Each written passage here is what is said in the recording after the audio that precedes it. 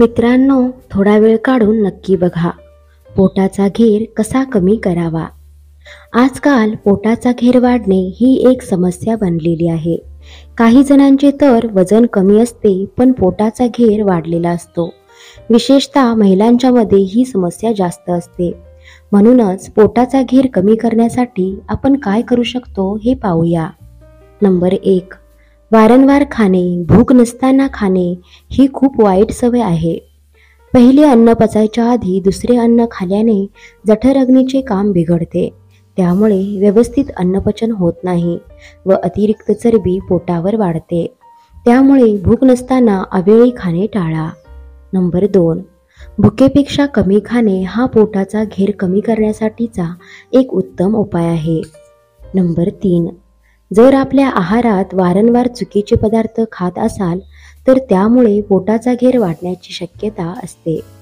पचायला जड पदार्थ जसे की मैद्याचे पदार्थ, नमकीन, तळलेले पदार्थ, बेकरी प्रोडक्ट्स, मिठाई आणि मांसाहारी असे पदार्थ वारंवार खाल्ले तर त्याचे रूपांतर फॅटमध्ये होते. त्यामुळे असे पदार्थ खाणे टाळा. नंबर 4, आहारात प्रमाणाच्या बाहेर तेल वापरत असाल तर ते टाळा. तेलकट मसालेदार पदार्थांमुळे अन्नपचन क्रिया मंदावते. त्यामुळे पोटाचा घेर वाढत जातो. नंबर 5, आहारामध्ये साखर आणि मीठ जास्त वापरल्यामुळे सुद्धा पोटाचा घेर वाढू शकतो. कारण साखर आणि मीठ हे हायग्रोस्कोपी पदार्थ आहेत. म्हणजे शरीरातील द्रव्य भागाचे शोषण करणारे हे 2 घटक आहेत. नंबर 6, आपल्या चुकीच्या झोपेच्या वेळा आणि सवयी हेही पोटाचा घेर वाढण्याचे मुख्य कारण आहे. जेवणानंतर लगेच झोपणे, दुपारी झोपणे, रात्री उशिरापर्यंत जागणे आणि सकाळी उशिरा उठणे या सवयीमुळे वातदोष, पचनशक्ती बिघडते आणि परिणामी पोटाचा घेर वाढतो. नंबर 7, पोटाचा घेर वाढण्याचा बैठी जीवनशैली हे एक मुख्य कारण आहे. आजकाल लहानांपासून मोठ्यापर्यंत सर्वांची हालचाल कमी झालेली आहे. व्यायामाचा अभाव, दिवसभर बसून राहणे यामुळे पोटाचा घेर वाढतो. म्हणून शरीराची नियमित हालचाल व व्यायाम करणे आवश्यक आहे. नंबर 8, पोट साफ न होणे, अपचन, पोट फुगणे या समस्या ज्यांना आहेत त्यांना पोटाचा घेर वाढण्याची देखील समस्या असते. नंबर 9, स्त्रियांमध्ये गरोदरपणात किंवा रजोनिवृत्तीच्या काळात पोटाचा घेर वाढणे ही समस्या जास्त असते.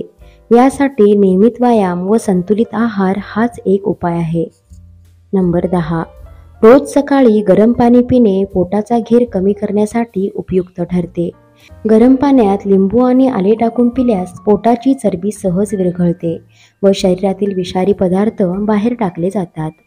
नंबर 11, रोज सकाळी पायी चालणे, जॉगिंग करणे, दोरी उड्या किंवा व्यायाम करणे पोटाची चरबी कमी करण्यासाठी उपयुक्त ठरते.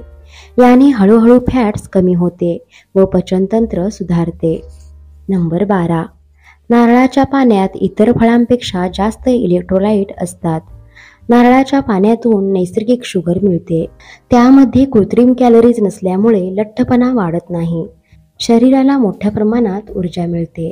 नंबर 13, आहारात विविध भाज्यांचे सूप घ्या.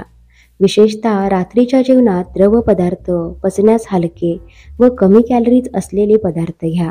त्यामुळे ते वजन वाढू देत नाहीत. नंबर 14, दिवसातून 2 ते 3 वेळा ग्रीन टी पिणे आपल्या शरीरासाठी खूप चांगले असते.